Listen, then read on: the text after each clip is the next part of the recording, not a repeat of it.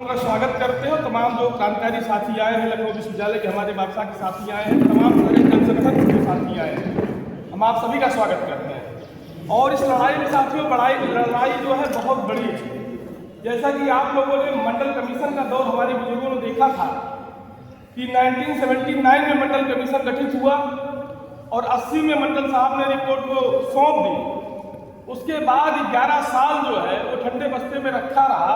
उसके बाद मंडल कमीशन 7 अगस्त 1990 को लागू होता है। तो आप लोगों ने देखा था उस समय कितना संघर्ष था। हमारे समाज के जो सामाजिक न्याय के लड़ाके थे उनके पास संसाधनों की कमी थी। आज के तरीके से जो हमारे आपके साथ कम्युनिकेशन के जो साधन है, हम आप दूर रह करके एक दूसरे से मुखातिब हो सकते हैं, वार्ता कर सकते हैं, मीटिंग कर सकते हैं, लेकिन उस समय ऐसा नहीं था। लेकिन जमीन पर जो संघर्ष था वो बड़ा मजबूत था।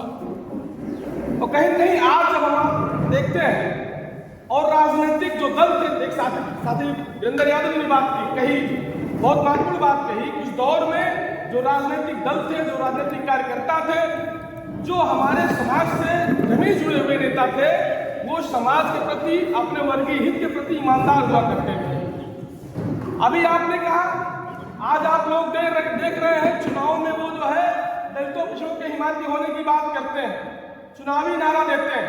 लेकिन आज जब मौका है, आज जब उनको साफ खड़े होने की जरूरत है, ये यूजीसी इक्विटी रेगुलेशन 2026 जो आया है, यह एक प्रमाण है, लिटमस टेस्ट है। तो आप समाज के साथ, अपने वर्गीय हित के साथ कितने ईमानदार हैं, कितनी शिद्दत के साथ खड़े हैं। आप लोग देख रहे हैं कि वो लोग अपने ट्विटर अकाउंट पर दोहा लिखने का काम कर रहे हैं, कविता लिखने, मुशायरा लिखने का काम कर रहे हैं। तो ये उनके लिए ही आत्मघाती होगा। और दूसरी बात, जो दलित और पिछड़े तबके को जो लड़ा दिया गया था, मौके मौके पर जो राजनीतिक सियासतदान लोग लड़ाते हैं, जिनका काम है वर्गीय मतभेद पैदा करना, जातीय मतभेद पैदा करना, आपस में लड़ाना, कभी ये बताना कि उनका हिस्सा खा गए, कभी ये बताना कि फला जाति के लोग फला का हिस्सा खा गए। ये ऐसा मौका है जब दलित पिछड़े एक साथ एक मंच पर आकर के और भेदभाव और जाति उत्पीड़न के खिलाफ लड़ाई लड़ते हैं। जो लड़ाई हमारे पुरखों ने मंडल कमीशन के दौर में लड़ी, 90 के दशक में लड़ी, वो आज हम लोगों को लड़ना पड़ रहा है। और दूसरी बात, जो तबका मंडल कमीशन के खिलाफ सड़कों पर मंडल कमीशन का विरोध कर रहा था, जो तबका उस दौर में आपका विरोध कर रहा था, वही लोग हैं आज आपके खिलाफ आज भी खड़े हैं। ये बात आपको तय करना है। जो हमारे राजनीतिक दल के लोग, जिनके हम गाहे बगाहे हम लोग समर्थन करते हैं, उनके समर्थन में होते हैं चुनाव में, वो एक भूल कर रहे हैं कि ये कौन लोग हैं, जबकि वो भी उस भेदभाव छुआछूत के शिकार है। उनके आवास को जो है पंचगव्य में गौमूत्र से धुला जा चुका है, वो भी उस भेदभाव के शिकार हो चुके हैं। आप लोग सोशल मीडिया पर देख रहे हैं, तमाम तरह के उदाहरण हैं। रोहित देवला, पायल तड़वी जैसे ये चंद उदाहरण हैं जो प्रचारित हुए। आपके प्राथमिक विद्यालय से लेकर के, जूनियर स्कूलों से लेकर के, इंटर कॉलेज से लेकर के और महाविद्यालयों से लेकर के विश्वविद्यालयों तक लगातार भेदभाव छुआछूत होती है। और ये तबका जो आज इक्विटी रेगुलेशन का विरोध कर रहा है, ये वही लोग हैं जो जातीय आधार पर आपके साथ शोषण और जलालत करने की छूट चाहते हैं, वैधानिक छूट चाहते हैं। और एक बात गौर करने की जरूरत यह है साथियों, उसमें दिव्यांग भी आता है, दिव्यांग की बात की गई है। दिव्यांग में ये नहीं कहा गया है कि दलित, पिछड़ा, आदिवासी दिव्यांग होगा तभी कवर है इसमें। यूजीसी इक्विटी रिलेशन जो हमने पढ़ा, उसमें यह प्रावधान बकायदा दिव्यांग के लिए क्या किया गया है। दिव्यांग हर जाति हर धर्म का होता है, पहली बात। दूसरी बात, जो किसी क्षेत्र की बात की गई है, किसी भी सुदूर क्षेत्र के नाम पर जब उसके साथ भेदभाव होता है, उसमें भी हर तबके के लोग आते हैं। जैसे मान लीजिए पहाड़ी सुदूर क्षेत्र की बात हुई, तो वहां तो हर तबके के लोग आते हैं, हर जात के लोग समाहित हैं। तो ये विरोध क्यों कर रहे हैं?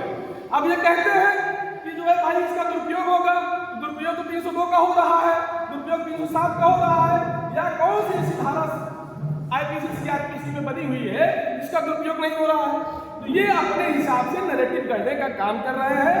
इस बात को जो हमारे समाज का जो बौद्धिक तबका है उसको काउंटर देने की जरूरत है। और आप लोग देख रहे होंगे जो तमाम हमारे दलित पिछड़े समाज के जो दल है, उनके जो राजनीतिक प्रवक्ता है, अगर एक दो लोगों को छोड़ दिया जाए, वो डिबेट पे बढ़िया बात नहीं रख पा रहे हैं, वो काउंटर अटैक नहीं दे पा रहे हैं। हो सकता है उनके ऊपर प्रेशर हो सकता है कि उनको बोलने से मना किया गया हो, लेकिन मौजूदा परिस्थितियां ये है, हम आप लोग जो काम ये कर रहे हैं, जो हमारे पुरखों ने मंडल कमीशन के दौर में किया, ये बहुत बड़ी पहल है। जो संगठन, जो साथी इस मुहिम में शामिल है, ये दलित, पिछड़ा, आदिवासी एकता को जो कायम करने का काम कर रहे हैं, जिनको तमाम अलग से करके अलग किया गया। ऐसे में इस बिल को लेकर के हमको आपको समाज के बीच में जाने की जरूरत है। जैसा कि एक साथी ने कहा, बापसा के साथी 2 डेट बताए, 14 मार्च है या 14 अप्रैल, 14 मार्च। तो एक डेट को तय किया जाए, कम से कम जितने भी साथी हैं हर जिले में, हर जिला मुख्यालय पर, जैसे राजू भाई ने निजामाबाद, मेहनगर, सदर, लगभग आजमगढ़ के सभी तहसीलों में आप लोगों ने कार्यक्रम किया। मऊ में हुआ, घोसी में हुआ, आप लोगों ने किया। लेकिन 14 मार्च को जब आप करें तो हर जिले के जिला मुख्यालय पर, ठीक है लखनऊ में होगा, लेकिन जो साथी नहीं आ सकते हैं, ये तय हम लोग करें कि हर जिले में, उत्तर प्रदेश के हर जिले में जिलाधिकारी को जो है हम लोग जुलूस निकाल करके नारेबाजी के साथ, और हम लोग एजेंडा जो है वो आप लोग साथियों के साथ जो नंबर है इस पर भेज दिया जाएगा। उसी एजेंडे को अपने संगठन के बैनर तले, आप स्वतंत्र है अपने संगठन बैनर यूज कर सकते हैं। कई संगठन के साथी अलग अलग ज्ञापन देना चाहे तो वही मांग जो है आप राष्ट्रपति को संबोधित डीएम के माध्यम से दे सकते हैं। ये पहल हमको आपको करनी होगी। अगर हम इस मुकाबले में बैठे रहे, जो हमारे राजनीतिक दल है, जिनका हम आप समर्थन करते हैं, जिनको हम आप सपोर्ट करते हैं, ये कुछ करेंगे, ये अभी मुगालसे में जी रहे हैं, ये अभी भाजपा से नहीं लड़ पा रहे हैं, आरएसएस से क्या लड़ेंगे। आरएसएस ने 100 साल अपना बिता लिया है, वो किस तरीके से काम कर रहा है सारे बौद्धिक साथी जानते हैं। ऐसे में जो जन संगठन है, मैं आपको बता दूं, 100 फुटिया आंदोलन हुआ एसएससी को लेकर के, दूसरा हुआ 13 पॉइंट रोस्टर को लेकर के, तीसरा हुआ SC/ST एक्ट के खिलाफ जो अमेंडमेंट बिल लाया था, उसको लेकर के इन जन संगठनों ने ये दिखा दिया है, सोशल एक्टिविस्टों ने दिखा दिया है, अगर राजनीतिक दल हमारे साथ नहीं भी आते हैं तो हम आंदोलन करके लड़ाई को जीत सकते हैं। ये बात आप लोग तय कर लीजिए। और दूसरा एक बहुत महत्वपूर्ण मुद्दा है साथियों, जो जनगणना की जा रही है, उसमें जाति का कालम जो है ये नहीं लिख रहे हैं। इसको लेकर के मेरा ये व्यक्तिगत सुझाव है कि इस ज्ञापन में एक कालम, एक मांग हम ये भी रखें, अगर आप जनगणना करा रहे हैं उसमें जाति का कालम जरूर रखिए, क्योंकि अगर आप अभी से प्रेशर नहीं बनाएंगे तो जाति जनगणना के सवाल को लेकर के भी आपको इसी तरीके की लड़ाई और इसी तरीके का ताना बाना भरना पड़ेगा, आपको लड़ना पड़ेगा।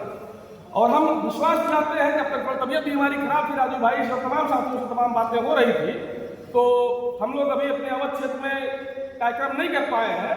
लेकिन आगामी दिनों में आप लोग देखेंगे 14 मार्च या 14 अप्रैल जो भी डेट तय होती है, मजबूती के साथ हम लोग जो है कंधे से कंधा मिला करके हर जनपद में ज्ञापन देने का काम करेंगे और या दिखाने का काम करेंगे जो राजनीतिक दल इधर उधर की बात कर रहे हैं, और आप लोग पब्लिक प्रेशर क्रिएट करेंगे। मैं एक बात और साझा करना चाहता हूँ, पब्लिक प्रेशर क्रिएट करेंगे, ये भी आपके साथ आएंगे।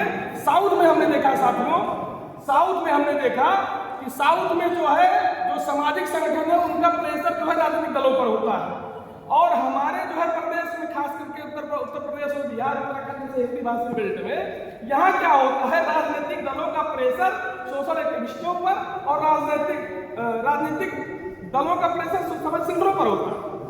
ये 2 बातें हैं, हमको जो है पब्लिक प्रेशर क्रिएट करके रखना है। जैसे SC/ST बिल में जो अमेंडमेंट लाए थे उसके खिलाफ हमारे साथ आए थे, और 13 पॉइंट रोस्टर में भी कमोबेश बाद में साथ खड़े हुए, तो इस यूजीसी इक्विटी रेगुलेशन 2026 बिल के समर्थन में भी उनको आना पड़ेगा। ये हमारा आपका संघर्ष नहीं करेगा। इन्हीं शब्दों के साथ मैं आपको इंकलाब जिंदाबाद, कौमी एकता जिंदाबाद, समाजवादी भी जज्बा पेश करता हूँ। धन्यवाद। शुक्रिया कौदी भाई।